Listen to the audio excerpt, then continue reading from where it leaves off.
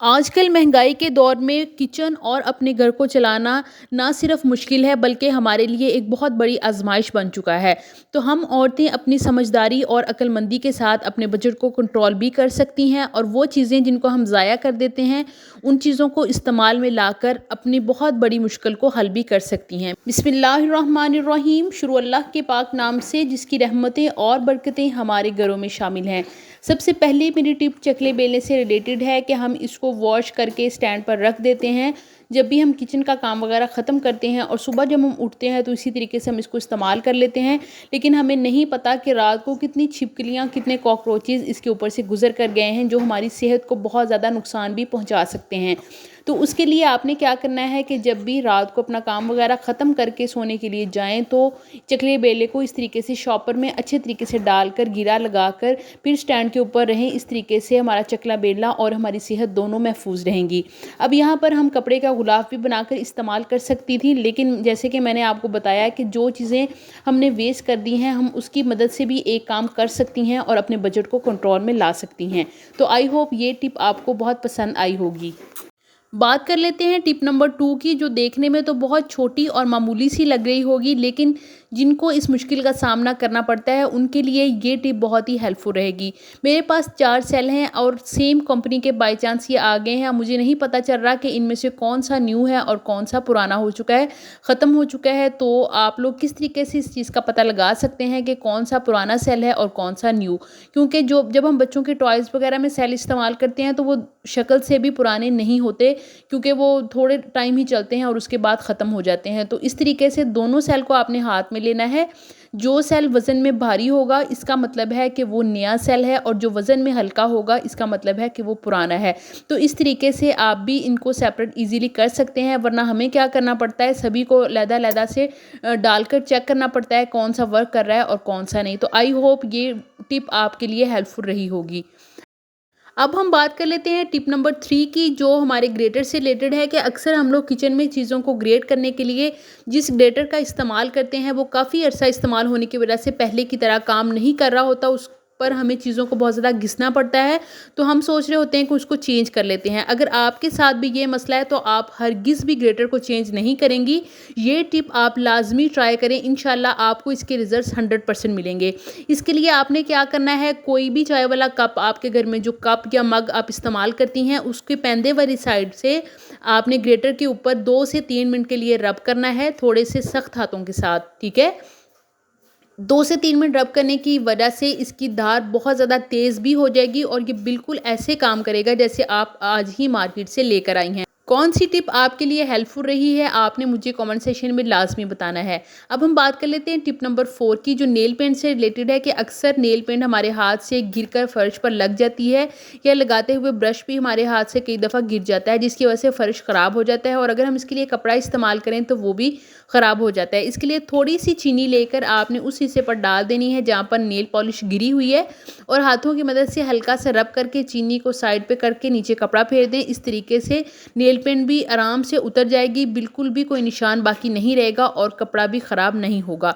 तो I hope ये tip आपको बहुत ज़्यादा पसंद आई होगी। वीडियो देखने के बाद अपनी कीमती राय का इजहार कमेंट सेक्शन में लाजमी किया करें ताकि मुझे आइडिया हो सके कि आपको किस तरह की वीडियो पसंद है और किस तरह की टिप्स आप देखना चाह रही हैं। तो अब हम बात कर लेते हैं टिप नंबर 5 की, जो हर एक औरत का, हर घर का मसला है। यकीन करें, दूध या चाय बॉयल करते वक्त हम लोग घंटा खड़ी रहें चाय के ऊपर नज़रें लगाकर, इसको बॉयल नहीं आएगा, लेकिन जैसे ही लिटरली 1 सेकंड के लिए भी आंखें इधर से उधर करें तो फ़ौरन से चाय बॉयल होकर चूल्हे पर आ जाती है। तो इसके लिए एक हेल्पफुल सी टिप आपके साथ शेयर करूंगी, मुझे उम्मीद है कि ये आपको ज़रूर फ़ायदा देगी। इसके लिए जो भी चाय का पौवा वगैरह या इसको जो भी आप बोलती हैं वो भी आपने मुझे लाजमी बताना है। हम तो इसको चाय का पौवा ही बोलते हैं। उसको उल्टा आपने इस तरीके से रख देना है जिसके अंदर भी, जिस भी पैन के अंदर आप बना रही हैं, तो इसकी मदद से 1 से 2 सेकंड के लिए चाय बॉयल होने से रुक जाएगी। अब हम बात कर लेते हैं टिप नंबर 6 की, कि अक्सर जब हम लोग रोटी वगैरह बनाने लगते हैं, चकले बेलने का इस्तेमाल करते हैं तो रोटी बार बार बेलन के साथ लग जाती है और हमें बहुत ज़्यादा खुश्का लगाना पड़ता है। ज़्यादा खुश्का लगाने की वजह से रोटी भी अच्छी नहीं बन सकती। तो इसकी वजह ये है कि आजकल मौसम इतना ज़्यादा चेंज हुआ है जिसकी वजह से बेलन नमी एब्ज़ॉर्ब कर लेता है और ये ठीक से रोटी नहीं बन सकती। तो इसके लिए आपने क्या करना है, सिलेंडर जलाकर उसके ऊपर 1 से 2 मिनट के लिए बेलन को हल्का-हल्का सा घुमाना है, लेकिन ख़्याल रखना है ये जल भी ना जाए। तो इस तरीके से इसकी सारी नमी ख़त्म हो जाएगी और आपको रोटी बनाने में भी आसानी रहेगी। तो आई होप डेली लाइफ के लिए ये टिप आपके बहुत ज़्यादा काम आएगी। अब हम चलते हैं टिप नंबर 7 की तरफ।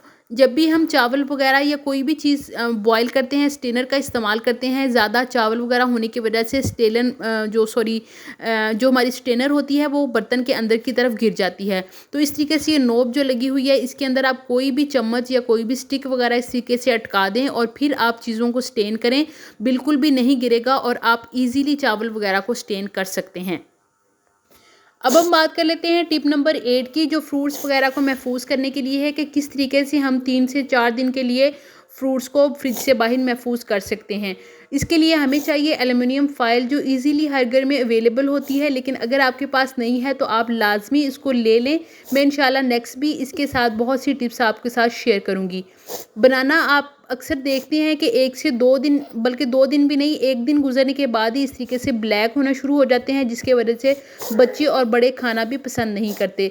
तो उसके लिए हमें एक छोटा सा एल्युमिनियम का पीस चाहिए। ये मैंने आपको दिखाने के लिए ज़्यादा ले लिया है, हमें इससे छोटा पीस भी चलेगा। तो छोटा सा पीस लेने के बाद बनाना को आपने इस तरीके से तोड़ लेना है और इसकी ये जो साइड हमने तोड़ी है, इस साइड को अच्छे तरीके से एल्युमिनियम फॉइल के अंदर कवर कर देना है। तो इसकी मदद से 4 से 5 दिन के लिए फ्रिज से बाहर ही आप बनाना को महफूज कर सकती हैं। तो ये टिप मुझे पर्सनली बहुत पसंद आई थी, तो इसीलिए मैंने आपके साथ भी शेयर की है। अब हम चलते हैं टिप नंबर 9 की तरफ, जो हमारी ब्रेड से रिलेटेड है कि जब हम लोग ब्रेड लेकर आते हैं तो एक्सपायरी डेट तो 3-4 दिन की होती है, लेकिन 1 से 2 दफ़ा इस्तेमाल करने के बाद जो बाकी के ब्रेड बच जाते हैं वो सख्त हो जाते हैं जब हम उसको फ्रिज में रखते हैं। तो किस तरीके से हम एक्सपायरी डेट तक इनको महफूज कर सकते हैं और किस तरीके से हम इनको सॉफ्ट रख सकते हैं, उसके लिए आपने क्या करना है, जिस भी रैपर में ये ब्रेड मौजूद होंगी उसको दरमियान से आपने काट के अच्छे तरीके से इस तरीके से 1 से 2 गिरा इसके ऊपर लगा देनी है। तो इस तरीके से आपके ब्रेड नरम भी रहेंगे और कहीं से भी इसके अंदर नमी वगैरह नहीं जाएगी और ना ही ये हार्ड होंगे। तो ये टिप भी इंशाल्लाह आपको बहुत ज़्यादा फ़ायदा देगी। आपने लाजमी एक दफ़ा इसको ट्राई करना है।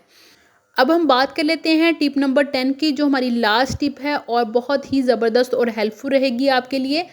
प्याज के छिलके वगैरह डेली जब सब्ज़ी बनाते हैं तो हम लोग फेंक देते हैं, लेकिन ये टिप देखने के बाद आप इनको कभी भी ज़ाया मत करिएगा। इसकी मदद से एक बहुत ही ज़बरदस्त रेमेडी हम बनाएंगे। हमें चाहिए 4 से 5 अदद सुरख मिर्चें। अगर सुरख मिर्चें नहीं हैं तो आप सब्ज़ मिर्चें भी इस्तेमाल कर सकती हैं। प्याज़ों में आपने ऐड करके इसको हम 1 गिलास पानी में बॉयल दे लेंगे 3 से 4, और जब 3 से 4 इसमें बॉयल आ जाएंगे तो फिर आपने क्या करना है, फ्लेम को ऑफ़ कर देना है। स्टेन करने के बाद इस पानी को अच्छे तरीके से ठंडा कर लेना है। ये पानी हम लोग इस्तेमाल करेंगे अपने घर में मौजूद कॉकरोचेस और छिपकलियाँ वगैरह मारने के लिए। ये इतना ज़बरदस्त रहेगा कि आप लोग इसके रिज़ल्ट्स देखकर हैरान रह जाएंगे। इस तरीके से आपने इसको किसी भी शॉवर बोतल में ऐड कर लेना है और जहाँ जहाँ भी आपको लगता है कि छिपकलियाँ आती हैं वहाँ पर आप इसको स्प्रे कर दें। छिपकलियों को और कॉकरोचेस को प्याज की स्मेल बहुत बुरी लगती है और वो इंशाल्लाह दोबारा कभी भी नहीं आएंगे। तो आई होप आज की टिप्स आपको बहुत ज़्यादा पसंद आई होंगी। अगर पसंद आई हैं तो लाइक ज़रूर कीजिएगा। मिलते हैं नेक्स्ट वीडियो में। अपना बहुत सारा ख्याल रखिएगा, दुआ में याद रखिएगा। अल्लाह हाफिज़।